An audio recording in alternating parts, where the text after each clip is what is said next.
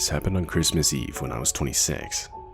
At the time, I lived alone in a small house in a semi-desolate area of West Virginia. My family, however, was located on the other side of the country. So this, along with the fact that my job required me to work long hours, I often stayed home for Christmas. And this year was no different. I, of course, had to work on Christmas Eve.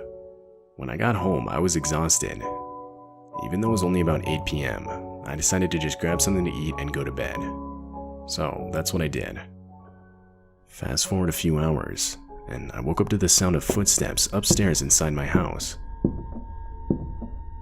Now, it's important to note that my bedroom was in the basement of the house. Therefore, pretty much any sound from the main floor was completely audible from where I slept. I wasn't completely on edge right away. It wasn't that rare for my friend to spend the night at my house after a night out in the nearest city. While still far, my house was a lot closer to the city than his was. Therefore, an Uber back to my place was much cheaper than going all the way back to his own. He would typically have his girlfriend pick him up later the next morning. I even gave him a spare key so he could stop by even if I wasn't home. But whenever he did this, he would always at least text me beforehand to let me know. And I didn't have any new notifications on my phone. I got out of bed, walked to the bottom of the basement stairs, and yelled out my friend's name. Though, this was instantly met with loud footsteps as someone started running through the main floor of my house. I instinctively ran under the stairs and hid in a crawl space. Horrifyingly, the footsteps began rushing down the stairs. There was nothing I could do at this point but pray that whoever was in my house would not check inside the crawl space.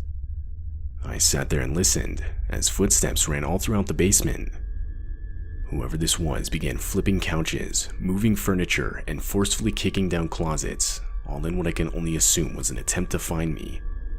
I couldn't control my breathing at this point, and my heart was beating out of my chest. Should the crawl space door be found, I had nothing to defend myself. I left my phone in my bedroom, so I had no way of even calling someone.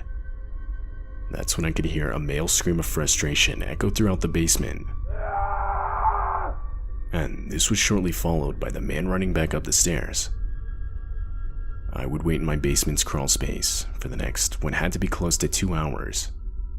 Periodically throughout this time, I would hear crashing/banging sounds from the main floor. Though, after there was a 15-minute period of silence, I took the opportunity to run to my room and get my phone. The first thing I noticed when I exited the crawl space was the complete and utter disarray of my house's basement.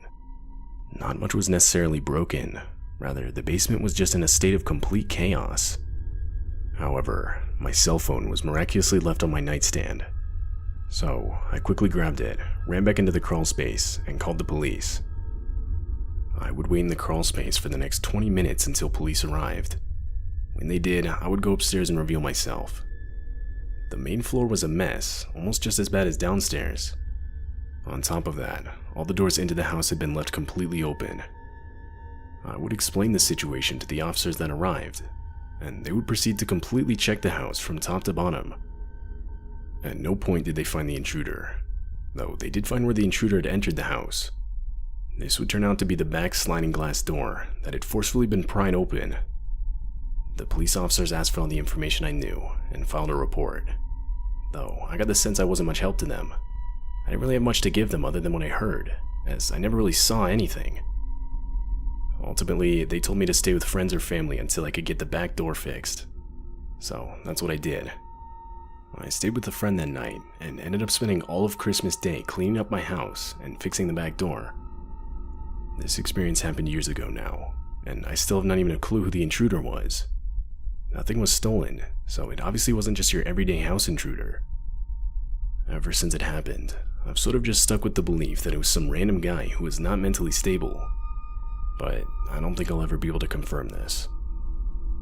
I still do everything I can to not think about what would have happened had the intruder looked for me in the crawl space. I lived in that house for another year after that, and nothing else would happen during that time.